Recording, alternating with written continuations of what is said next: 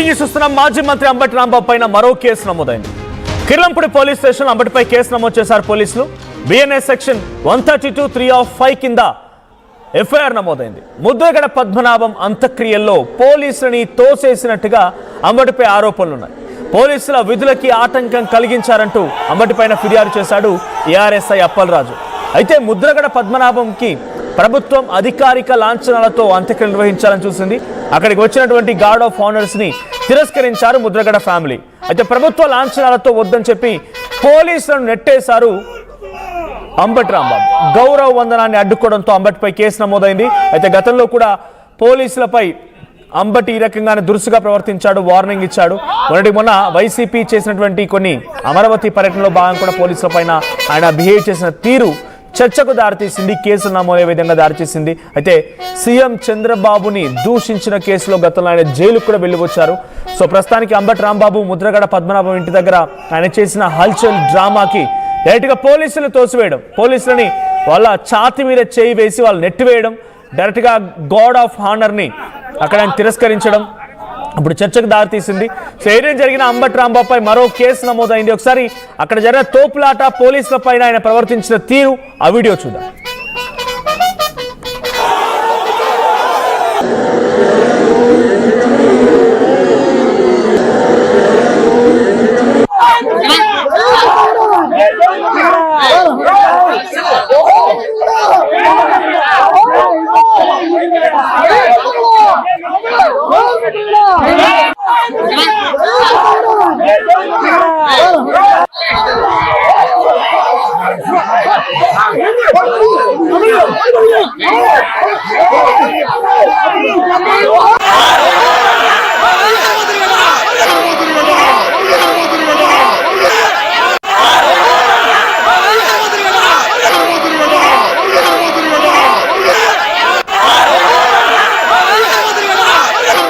కేసులు అసలు ఈ తెలుగుదేశం పార్టీ, కూటమి పార్టీ వచ్చిన దగ్గర నుంచి రోజు అన్నం తింటలేదయా, కేసులే తింటున్నాం, పెట్టుకోమని ఏం చేస్తాం? అసలు నా మీదకి ఎందుకు వాళ్ళ మీద కేసు పెట్టాలి? ఆనర్ వద్దు అని కుటుంబ సభ్యులతో మాట్లాడి ప్రకటించాం కదా, ఎందుకు వచ్చారు మీరు? మీ మీద కేసు పెట్టాలి. ముఖ్యంగా మా మీద కేసు పెడతారు, పెట్టుకుంటే మాత్రం ఏమన్నా ఇదే దోపిడీనా, దొంగతనమా, మర్డర్ చేసామా? అసలు ఎందుకు వచ్చారు మీరు అంటారా? పోలీసులు ఎందుకు వచ్చారు? తుపాకులు తీసుకుని తప్పు కదా, వద్దని చెప్తే కుటుంబం పెట్టుకోమన్నా, తమ్ముడు పెట్టుకోమా. 1988 మేము ఎమ్మెల్యేలం కాదు, అప్పుడు చోటా మోటా నాయకులం. కృష్ణానది ఒడ్డున కాపునాడు జరిగింది. చరిత్రలో కనీ విని ఎరుగనటువంటి పెద్ద మీటింగు. ఆ కాపునాడు పెట్టింది కూడా ఎందుకో తెలుసా? ఆ పేరు ఎందుకు వచ్చిందో తెలుసా? అదే ప్లేస్ లో మహానాడు పెట్టారు. ఎన్టీ రామారావు మహానాడు పెట్టాడు. కాపులందరూ కలిసి వంగవీటి మోహన్ రంగారావు గారికి ప్రాణహాని తీసుకొస్తున్నటువంటి ఈ తెలుగుదేశం ప్రభుత్వం మహానాడు కన్నా కూడా పెద్ద మీటింగ్ పెట్టాలని దాన్ని కాపునాడు అని పెట్టారు పోటీగా. ఆ కాపునాడు మీటింగ్ కి centre of attraction Mudragada Padmanabham గారు. ఎందుకంటే వంగవీటి మోహన్ రంగారావు గారు జైల్లో ఉన్నాడు. తెలుగుదేశంలో పదవుని ఎడంకాలతో తన్ని రాజీనామా చేసి ఎన్టీ రామారావు బతిలాడినా కూడా నేను ఈ పార్టీలో ఉండనని చెప్పి ఆ రోజున ఆ మీటింగ్కి వచ్చాడు. ఆ రోజు సెంటర్ ఆఫ్ అట్రాక్షన్. అప్పటి నుంచి ఆయన ఇప్పటి వరకు కూడా పదవులు ఎన్ని చేశాడో నాకు గుర్తులేదు, కానీ ఉద్యమాలు మాత్రం చేస్తూనే వచ్చాడు. ముఖ్యంగా మీకు బాగా గుర్తు, కాపుల్ని బీసీలో చేరుస్తానని చంద్రబాబు నాయుడు గారు మేనిఫెస్టోలో పెడితే అది నెరవేర్చకపోతే ఊరూరా కాపులందరినీ కూడా చైతన్యం చేసి ఉద్యమం చేసినటువంటి మహానుభావుడు ముద్రగడ. రైట్, అక్కడ అంబటి రాంబాబు తీరు చూస్తున్నాం మన వీడియోలో, పోలీసులు నెట్టివేయడం. అయితే ఆయన చెప్తున్న మాట ఏంటి వీడియోలో మరి ఆయన మాటలు కూడా విన్నాం. ఆ కుటుంబమే వద్దంటోంది, గార్డ్ ఆఫ్ ఆనర్ మాకు వద్దు అని కుటుంబమే చెప్తోంది, ముందు మీ మీద పెట్టాలి కేసు. ఇది ఆయన చెప్తున్న మాట. కూటమి ప్రభుత్వం అధికారంలోకి వచ్చి నాటి నుంచి అన్నం తినట్లేదు, కేసులు తింటున్నాం, ఎన్ని కేసులు పెట్టుకో అని చెప్పి కూడా ఛాలెంజ్ చేస్తున్నారు. సో పోలీసుల విధులకి ఆటంకం కలిగించారనే రకంగా గతంలో అమరావతికి సంబంధించినటువంటి పర్యటనలో భాగంగా వైసీపీ నేతలందరూ కూడా పర్యటిస్తూ ఉంటే పోలీసులకి ఇదే రకంగా పోలీసుల్ని అడ్డు చెప్పడం, పోలీసుల్ని అక్కడి నుంచి పంపించేయడం చేసినట్టుగా అంబటి రాంబాబు ప్రదర్శించినటువంటి ఆ అత్యుత్సాహం కూడా అప్పుడు ఆయన పైన కేసు నమోదయ్యే వరకు దారితీసింది. ఇప్పుడు మళ్ళీ అంబటి రాంబాబు పోలీసులు అక్కడి నుంచి పంపించేస్తున్నారు. ఆయన దానికి సమర్థించుకుంటున్న మాట ఏంటంటే గార్డ్ ఆఫ్ ఆనర్ని ముద్రగడ పద్మనాభం కుటుంబం వద్దనింది కాబట్టి నేను వాళ్ళ మాటకు అనుగుణంగానే వద్దు అని చెప్పి వాళ్ళు అక్కడి నుంచి పంపించేస్తున్నారు అంటున్నారు. సో కానీ పోలీసులు మాత్రం ప్రస్తుతానికి ఆయన పైన కేసు నమోదు చేశారు. కిర్లంపూడి పోలీస్ స్టేషన్లోనే ఏఆర్ఎస్ఐ ఇచ్చినటువంటి ఫిర్యాదు ఆధారితంగా కేసు నమోదైంది. సో కేవలం అక్కడ అంబటి రాంబాబే కాదు, అంబటి రాంబాబుతో పాటుగా అనేక మంది కార్యకర్తలు, అనుచరులు, ముద్రగడ పద్మనాభం యొక్క అభిమానులు కూడా ఉన్నారు.